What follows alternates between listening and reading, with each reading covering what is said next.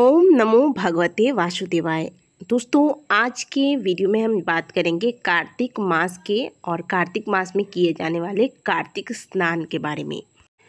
कार्तिक मास कब आरंभ होगा, इसका समापन कब होगा, कार्तिक स्नान किस दिन से आरंभ करना है और कार्तिक स्नान में आपको कौन सी नियमों का ध्यान रखना चाहिए, कार्तिक मास से संबंधित कुछ महत्वपूर्ण जानकारियों के बारे में बात करेंगे और कार्तिक मास में किन की पूजा की जाती है इस पर भी चर्चा करेंगे। कार्तिक मास के नियम बताने से पहले आप सभी को बता दूं कि कार्तिक के नियम सुनकर बहुत से लोग डर जाते हैं कि इतने सारे नियमों के साथ कार्तिक पूजन कैसे करें। तो देखिए, यथाशक्ति तथा भक्ति। तो मैं बहुत सारे नियमों का पालन आपको करने के लिए नहीं बोलूँगी, लेकिन कुछ ऐसे नियम हैं जिन्हें आपको कार्तिक मास में अवश्य रखना चाहिए। कम से कम अपने आत्मकल्याण के लिए तो हमें स्वयं ही सोचना चाहिए। इसलिए जहाँ तक संभव हो बहुत ज़्यादा कठिन नियमों को आप मत लीजिएगा, लेकिन जो नियम जो मैं आपको बताने वाली हूँ, इन नियमों में से जो नियम आपको लगे कि आप इन नियमों का पालन कर सकते हैं तो इनका पालन कार्तिक मास में अवश्य कीजिएगा। कार्तिक स्नान में किए गए इन नियमों का फल अक्षय है, इसकी तुलना नहीं है। तो आप इन नियमों को ध्यानपूर्वक सुने। सबसे पहले आपको बता दूं कि स्नान दान की पूर्णिमा 7 अक्टूबर को है और जो लोग पूरे नियमों के साथ कार्तिक स्नान को आरंभ करते हैं वो शरद पूर्णिमा से लेकर कार्तिक पूर्णिमा तक कार्तिक स्नान करते हैं। लेकिन यदि 7 अक्टूबर को आपका स्नान व पूजन इत्यादि छूट जाता है तो भी आप 8 अक्टूबर, क्योंकि कार्तिक मास का आरंभ 8 अक्टूबर से ही हो रहा है, तो 8 अक्टूबर से भी आप इन नियमों का पालन आरंभ कर सकते हैं। तो 7 अक्टूबर से लेकर 5 नवंबर तक कार्तिक स्नान करना है। अब चलिए कार्तिक के स्नान के नियमों को जानते हैं।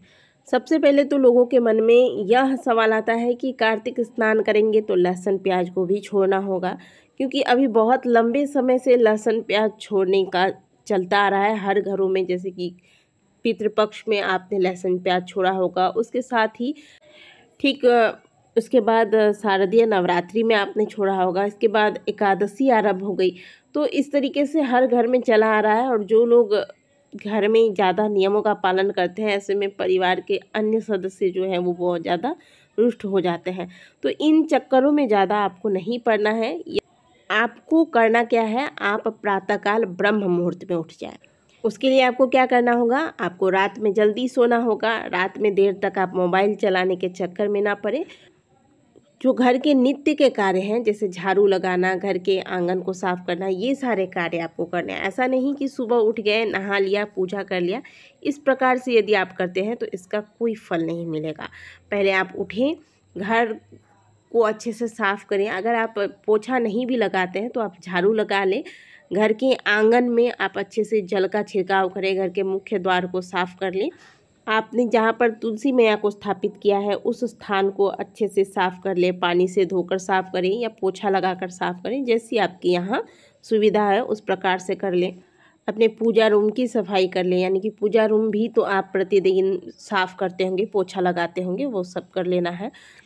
कार्तिक मास में कहा जाता है कि दातून का प्रयोग करें, लेकिन आप अगर दातून नहीं कर सकते, क्योंकि बहुत लंबा समय हो जाएगा, इतने दिनों तक दातून करके आप नहीं रह पाएंगे, तो ऐसे में आप ब्रश कीजिए, कोई दिक्कत नहीं है। इसके बाद आपको स्नान करना है। स्नान आपको ठंडे पानी से करना है या जो फ्रेश पानी आपके घर में आ रहा है, इसमें अब आप इसके लिए कोई नियम नहीं है कि गर्म पानी से नहा लें, क्योंकि कार्तिक स्नान में ठंडे ताजे जल से ही स्नान किया जाता है। जल में गंगा जल डालिए और फिर हर हर गंगे का ध्यान करते हुए, माता गंगा का ध्यान करते हुए स्नान कीजिए। तो पहला नियम है स्नान करना, ब्रह्म मुहूर्त में उठकर गंगा जल डालकर स्नान कीजिएगा। इसके बाद जो नियम है वो है तुलसी पूजन का। तो कार्तिक में तुलसी पूजन का बहुत अधिक महत्व है और ध्यान रखिएगा कि कार्तिक में पूजन के लिए अगर आप अलग से तुलसी लगा रहे हैं, बहुत से लोग अलग से तुलसी लगाकर इनकी सेवा करते हैं, फिर तुलसी विवाह वाले दिन विवाह करने के पश्चात इनका दान करते हैं। तो इसके लिए आप तुलसी पहले से ही लगा लीजिएगा। कार्तिक मास में तुलसी के पौधे को उखाड़ना यह वर्जित बताया गया है। तो तो एक दिन पहले ही आप तुलसी लगा लीजिएगा या फिर नर्सरी से लगा हुआ तुलसी का पौधा ही ले आइएगा। जो जैसी व्यवस्था हो सके वैसा कर लीजिएगा। तुलसी पूजन आपको कम से कम 5 बजे से पहले कर लेना है। प्रत्येक दिन तुलसी जी के समक्ष आपको एक दीप दान करना है। आप घी का दीपक ले लीजिएगा, गोल बाती डालिएगा और प्रत्येक दिन दीपदान कीजिएगा। सबसे पहले तुलसी जी को जल अर्पित कीजिए। इसके बाद तुलसी जी को पीले चंदन का तिलक लगाइए। तुलसी जी को प्रत्येक दिन सिंदूर नहीं लगाना है, केवल तुलसी विवाह वाले दिन ही तुलसी जी को सिंदूर अर्पित किया जाता है। तो केवल आपको चंदन लगाना है तुलसी जी को और पुष्प इत्यादि अर्पित करके कुछ नैवेद्य चढ़ा दे। थोड़ा सा आप मेवे वगैरह रख लीजिएगा, तुलसी मैया को भोग लगा दे। इसके बाद एक दीपदान कीजिएगा। दीपदान के लिए एक आप प्लेट ले लीजिएगा और उस पर थोड़े से अक्षत पुष्प इत्यादि रखकर इसके ऊपर दीपक को स्थापित कीजिए और इस दीपक की पहले अच्छे से पूजन कर लीजिए। अक्षत पुष्प इत्यादि डालकर पूजन करने के पश्चात दीपक को प्रज्वलित कीजिए और तुलसी जी की पहले इससे आरती करके फिर तुलसी जी के समक्ष दीपक को रखकर तुलसी की परिक्रमा कर ले।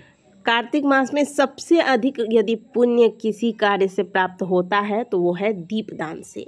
इतना अधिक महत्व है दीपदान का कि अगर आपके पास दीपक नहीं है लगाने के लिए, किसी और के लगाए हुए दीपक की भी अगर आप रक्षा करते हैं, उसे बुझने से बचाते हैं, तो इसका भी फल आपको प्राप्त होता है। तो दीपदान अवश्य करें। दीपदान का नियम है कि हमेशा अंधेरे में दीपदान किया जाता है। तो प्रातःकाल सूर्योदय से पहले अंधेरा जब हो उसी समय दीपदान करें। ज़्यादा से ज़्यादा मैं आपको बता रही हूँ, वैसे कोशिश कीजिएगा कि 4 साढ़े 4 बजे तक आपकी पूजा हो जाए, लेकिन अगर लेट होता है तो 5 बजे तक आपकी तुलसी पूजा पूर्ण हो जानी चाहिए। इसका आपको ध्यान रखना है। कार्तिक मास में आप जितने भी देव वृक्ष हैं वहाँ भी दीपदान कर सकते हैं। और हाँ, तुलसी माँ की पूजा करने से पहले आपको स्नान के बाद सबसे पहले सूर्य देव को अर्घ देना है। अब आप सोचेंगे कि इतने अंधेरे में सूर्य देव तो दिखते नहीं हैं, फिर अर्घ कैसे देंगे?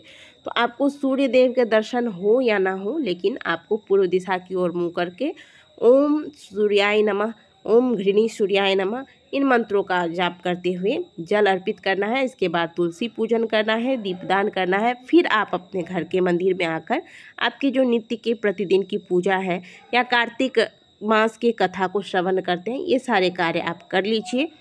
कार्तिक मास में और जो नियम बताए गए हैं खान पान के, जो कर सकते हैं वो अवश्य कीजिएगा, जो नहीं कर सकते हैं वो आपको मैं नहीं कहूँगी कि अवश्य कीजिए। आप जितना किया जाए उतना कीजिएगा। तो खान पान के ये नियम है कि कार्तिक मास में तेलहन चीज़ें नहीं खाई जाती हैं, तेल शरीर पर नहीं लगाया जाता है, दालें नहीं खाई जाती है, बैगन, मूली, फूल गोभी इन चीज़ों का सेवन नहीं किया जाता है।